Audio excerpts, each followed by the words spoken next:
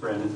So given that this session is about sound, then I'm going to use the analogy that this is a rock concert and I'm the warm-up act. Right? So you all are still, recovering from lunch, and maybe by the time I'm done, you'll be ready for the real thing. So I just really want to briefly touch on some of the main anthropogenic sound sources, because they're the sounds of the ocean that we actually have some control over versus all the natural sounds. And these are the three main things that people think about in terms of anthropogenic sound, and that is the commercial ships, and you can extend that also to non-commercial ships, to smaller ships, recreational ships. And then there are sonars on those ships, and in this case, the example is a Navy destroyer with a mid-frequency active sonar. And then there are sound sources that are used for seismic exploration, and they all have different characteristics in terms of the dBs and the frequencies and sort of whether they're continuous or impulsive and that kind of thing. And then there's a source that we've thought about, but I'm going to bring it in at the end of the talk in terms of SoCal, and that is that this is what you see at the surface above an airgun, and so it's the kind of the blowout of pressure at the surface from what's essentially a little explosion. Now you can scale this up. These are a few hundred pounds of TNT, and you see, a bigger shock wave around it, and then the stuff exiting the surface, and then the mother of all underwater explosions. This is the bikini test, and those little dots around the edge are the ships. So obviously explosions you can scale on different levels, but the nuclear bit hasn't happened for, I think, more than 20 years now, but there were times where we were setting off things like that in the ocean. So just to sort of step through, here's a container ship going through the Santa Barbara Channel. This is what it sounds like. Kind of the churning of machinery noise, and also the sound of the propulsion. There are some lines in the data, but it's also reasonably broadband. Now, the thing about ships, this is the only real slide I'm going to show on ships, is that if you go back to historical data, and we have some data that was collected in the late 50s and early 60s as part of the Navy's process of calibrating their submarine detection arrays, the SOSUS arrays. So as part of that, they made long records of ambient noise, and if you average the data points here are averages of many months, and in some cases, more than a year of data, you could get the average sound level at low frequency. This is at 40 hertz. And you see back in the 60s, the sound levels were somewhere between 70 and 80 dBs at 40 hertz. Now, and you have to realize that in 1960, it was not a primordial universe. There were plenty of commercial ships. So to get back to the actual state of the ocean before anthropogenic impact, you probably need to go at least sort of 10 to 20 dBs down below that. And the other thing that's important about the shipping noise is that you really can't escape. Most places in the ocean, it is the dominant noise source at low frequency. It's above the natural noise sources. And this is something that surprised people when they first started to be able to measure ambient noise, is that it didn't vary with things like storms, because it was based on how many ships are at sea. Now, recently, we went back and remeasured ambient noise at the same sites that Navy SOSUS arrays, and what you see are levels that are at least 10 dBs or more above what they were in the 60s. And the slope of that line is about 3 dBs per decade. Now, it's actually moderated a bit recently because the economics of shipping were kind of poor for a while. But there's quite a significant trend here. And if I say that I'm going to increase ambient noise in your office by 20 dBs, not only would you be pretty grumpy about it, but OSHA would probably require you to wear earplugs all day. So these are significant numbers. Now, in terms of sonars, here's kind of the most energetic of the sonars. This is opening up the end of the bow of a mid-frequency active sonar or destroyer. You see all those circles. There's a person standing to the right of the picture on the upper right. And each of those circles is a sonar transducer. There are several hundred of them. I think it's over 700. You operate those in concert. You can point the beam in different directions, both left, right, and up and down. And this is used for hunting submarines. And then there's a signal I'm going to play here down below. So there are sweeps and tones, and they're in somewhat lower frequencies than what most marine mammals use, but obviously there are concerns about the use of this in close proximity to marine mammals. The thing is, in terms of training, there are particular sites that the Navy uses to train. This is a sort of generic map of the West Coast, but in Southern California, the area, to the southern part of Southern California is the most intense area of usage. And then there are others along the West Coast or Hawaii or Gulf of Alaska. Air guns. So an air gun is a device where you store compressed air, and then with very precise timing, you can release the high pressure air. And you take a number of these arrays. The industry arrays can have literally hundreds of air guns. Academics tend to have fewer. But it's the fact that you can control these little explosions and reproducibly do that, that makes them a viable sound source for looking at propagation down into the Earth. This is how people look for hydrocarbons in the Earth. So here's a recording made near an academic air gun ship, and this is from the UN.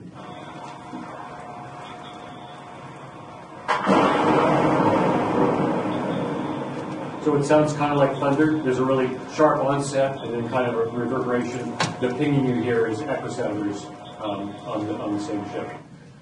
So if you go around the planet, and this map was made from data collected from the industry for about a decade, from 1994 to the year 2005. The red stars are sites where seismic exploration is taking place for either looking for new oil deposits or monitoring oil deposits that are being produced. And there's kind of an interesting pattern. Just sort of focusing on the U.S., you can see that most of the red stars in U.S. territory are in the Gulf of Mexico.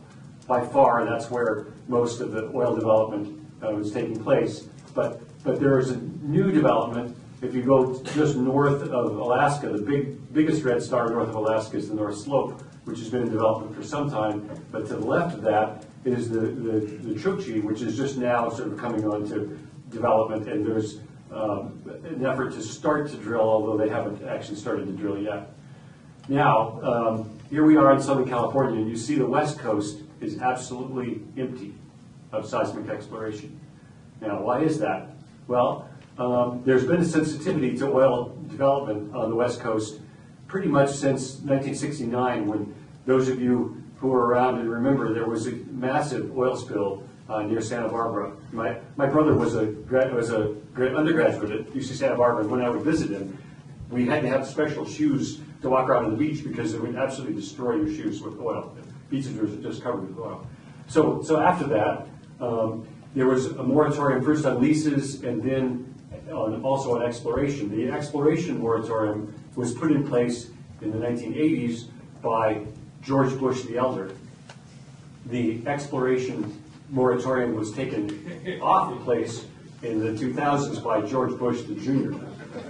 So here we are. There still is not a lot of seismic exploration, or not much going on. But this is a map of the active leases in the Santa Barbara area. And there are a few more leases down by San Pedro that are not included in this map. But the green blocks show where there is an offshore federal lease, and the dark green ones are the ones that are being actively pursued, and the others are the lease is assigned, is available, but I guess unassigned. In other words, it's not actually being used. The dots are where there are offshore platforms. The blue shaded area close in is the 3-mile limit, where it's the state that issues leases. And the dark blue areas are where there are state-issued oil leases. And so, for instance, where Michael Smith does his gray whale survey is platform Holly, and the Elwood lease is that block just offshore from where Michael stands at Coal Oil Point. So, so clearly the Santa Barbara area from sort of Morro Bay down around Point Conception to Port Hueneme, this is sort of, ground zero in terms of California offshore oil. And I think realistically we can expect that there will be exploration in this zone at some point, but we haven't had that in the last couple of decades. Just to use it as an example of what impact that will have in terms of our ambient noise, we have a recorder. It's a special kind of recorder that's shaped like a rubber duck just off of the Barrow in Alaska. And this was put in to monitor the seismic exploration that's being done now as part of the development of the Chukchi. And the lower plot shows frequency on the vertical axis and then days on the horizontal axis. So it's not quite a month's worth of data. And where you see things lit up with dark, splotches there at various frequencies are where there's an airgun survey that's being conducted. And so you can see in frequencies sort of below 100 hertz, it's a really significant contribution to ambient noise to have this seismic exploration going on. So this may be the kind of thing we can expect here, and we've segmented the data into ambient noise at this site. Now this is a particularly quiet site because there isn't a lot of shipping in the Arctic. And so the bottom line is where there are no seismic exploration and also almost no contribution of ships. It's a very quiet site. And then what we term weak is where the air guns are distant, and strong is where the air guns are close. You can see that there's an increase on order of as much as 10 dBs in background noise and average background noise from the presence of the seismics. There was a proposal that Brandon talked about because he was involved in the environmental impact statement, and there were actually two proposals, and this has to do with looking at the seismic stability of the nuclear power plants that we have, which are right on the coast. There's a power plant at Diablo Canyon near Morro Bay, and a power plant at San Onofre between Orange County and San Diego. The red box shows more or less the zone where the seismic survey would be done in each case, and they're kind of on hold. No one knows. Maybe Monica can tell us more about whether they're going to reapply. In the first attempt to obtain a permit, it was a unanimous decision by the Coastal Commission against issuing a permit, but then again, these can come back. The issues at Diablo Canyon had to do with the Morro Bay stock of harbor porpoise. Harbor porpoise are very coastal, so they would have really been right in the area where the seismics were taking place. It was also, some of it would have been done during the time of the gray whale migration. That's another concern. And Elisa Janiger and Dave Weller and I worked to put together a proposal to try to monitor the impact on gray whales if the survey had been done at San Onofre, looking at the migration at Palos Verdes, where Elisa normally does the survey, but also at Dana Point, which is close to where the power plant would be, and then at Point Loma down below it. So, but at this point it's on hold. But I think as a community, we need to be ready for seismics to start up again. I mean, it seems like this could be in our future, and if we acquire baseline data, then I think that's appropriate, so that we're ready when this sort of thing comes along, and that we're ready to put forward reasonable plans for how we'll monitor the impact on marine mammals.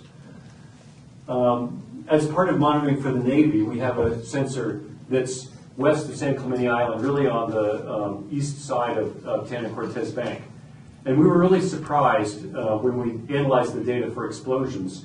There's the vertical scale on this. This is about a year's worth of data. And the horizontal scale tells you time of day. And the shaded bit is nighttime, and the unshaded bit is daytime.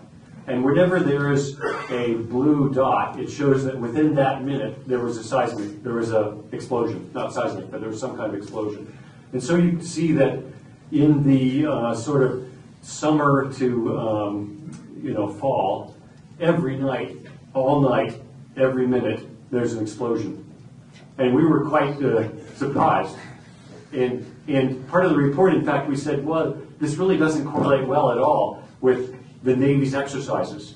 You know, the Navy is not out there every night, and in fact, if you look at when the Navy likes to do things, it's usually right after breakfast, which doesn't correlate with this at all.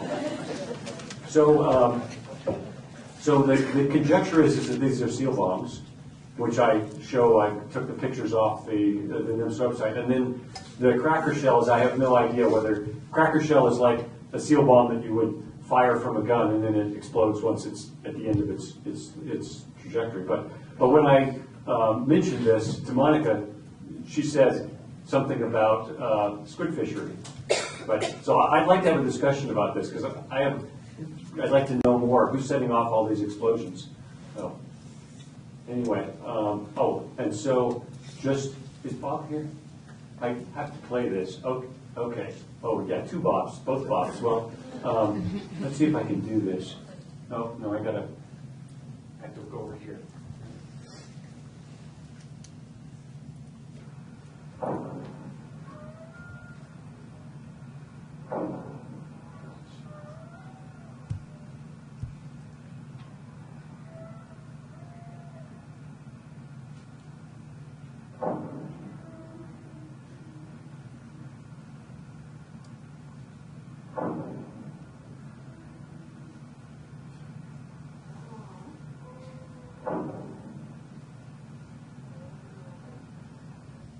So my best interpretation is singing humpbacks and seal bombs. Not the best song. No. That's it.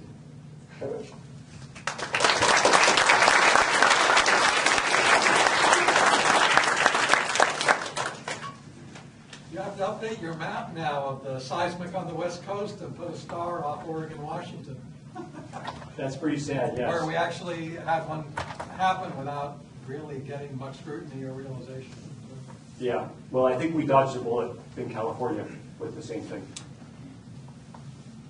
Yeah. And the seal bombs don't explode on the surface, right? How does that affect the propagation of the property damage? Yeah, I think they explode reasonably close to the surface, and obviously if they exploded right at the surface, they would have much less of an effect. But so let's see. So your question is how far do they propagate? And I don't. The source levels are not that high. You know, sort of 180-ish or something, 190. But you know, the numbers of explosions we're hearing here is incredible. And I don't think it's because there's a fishing boat sitting right on top of our instrument. I mean, I think we're hearing them at least tens of miles away. But you know, those are many thousands of explosions. Those are coming from multiple sources, multiple vessels. It's not just one boat doing that many seal bombs. I'd like to figure this out, you know. Yeah. So is that a violation of the Marine Mammal Protection Act? Do we have a regulator here to tell us that? No,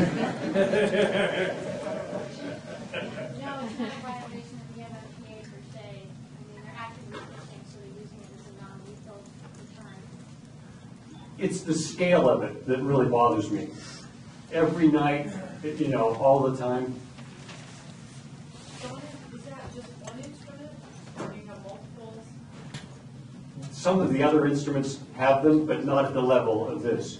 So, so this is, you know, right on the side of Tanner Bank, and there may be some, if it is squid fishermen, you know, maybe that's a desirable place to fish. But we see it at the other sites as well.